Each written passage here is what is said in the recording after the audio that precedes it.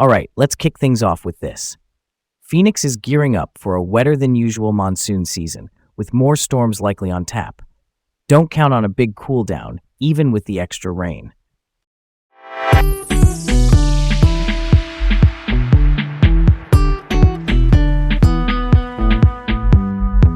Let's open the book on this. I'm Leah, keeping it real and keeping it local here in Phoenix.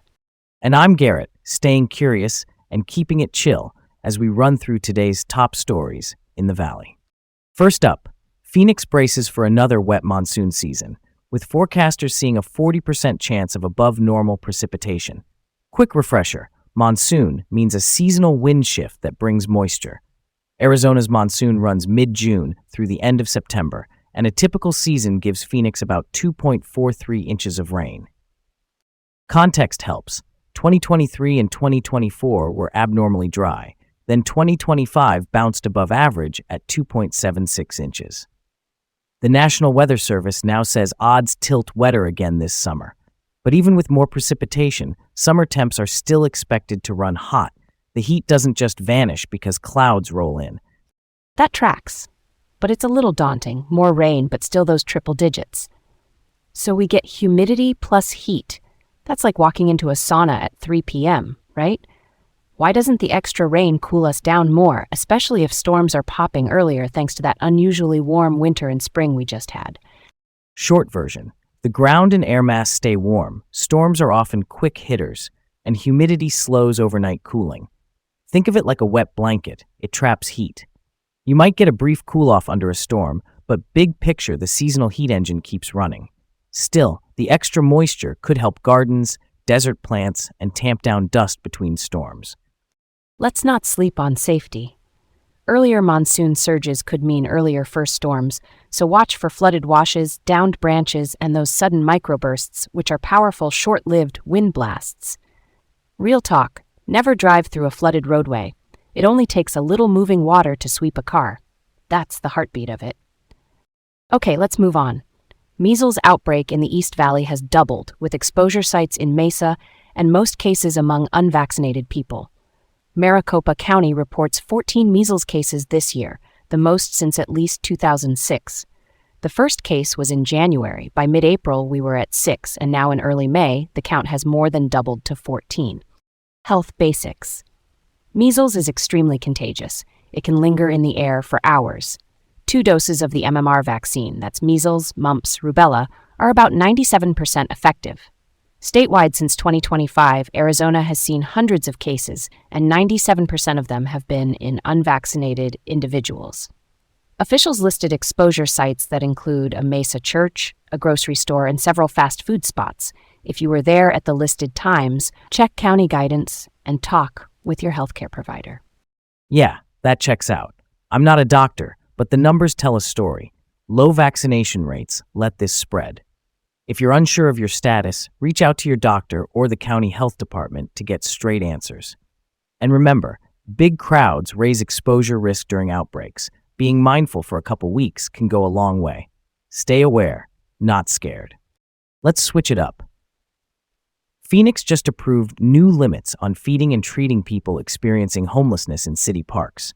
The City Council passed an ordinance that takes effect June 5th. It requires permits for food distribution and for offering medical treatment in parks, and it restricts these activities to specific parks. Violations are a Class 1 misdemeanor, with fines and possible jail time. There are a couple of tight constraints here. The ordinance reportedly allows only 2 permits per month per park for 8 activities. Supporters say this is about safety, cleanliness, and managing crowds. Advocates argue it criminalizes help, creates barriers for outreach, and could push aid groups away from where people actually are. An earlier version focused just on unpermitted medical services back in December 2025. Now, in 2026, it expands to include food distribution. This one's got more weight than it seems. I hear the safety concerns truly, but limiting aid to 2 permits a month per park feels like an artificial bottleneck. People are hungry daily, not twice a month. Why set the cap that low? Is it about staffing, trash pickup, or trying to move gatherings elsewhere? City officials point to crowd control and sanitation. Fewer large events mean less strain on park resources. But the trade-off is real. If aid groups can't get permits, outreach may thin out. That's a thread worth pulling on, because whatever the intent, the effect could be fewer touch points for food and basic care where they're needed. Moving right along.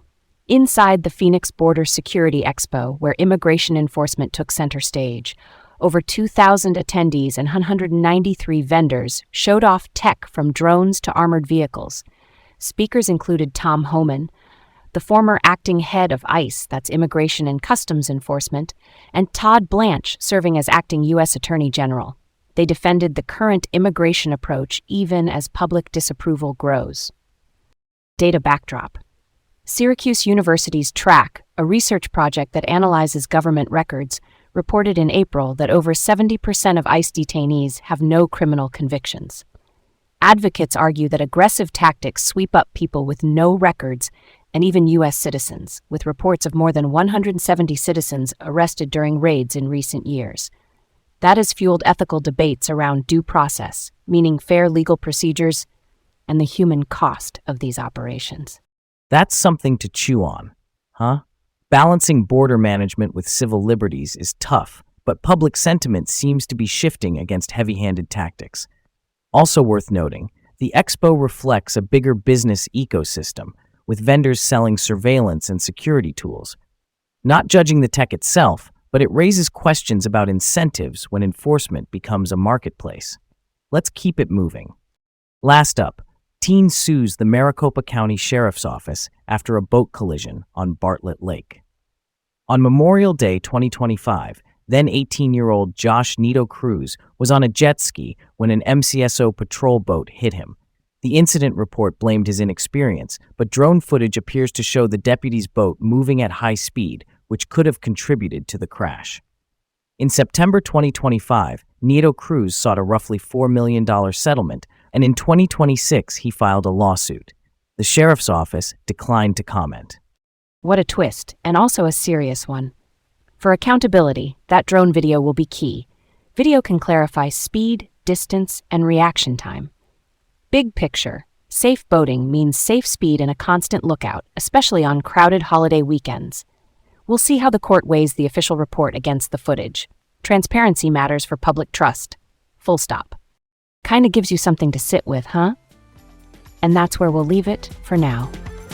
I'm Leah. Thanks for staying sharp with us in Phoenix today. I'm Garrett. So there we have it, folks. Stay informed, stay safe this monsoon, and we'll catch you tomorrow with more Valley updates.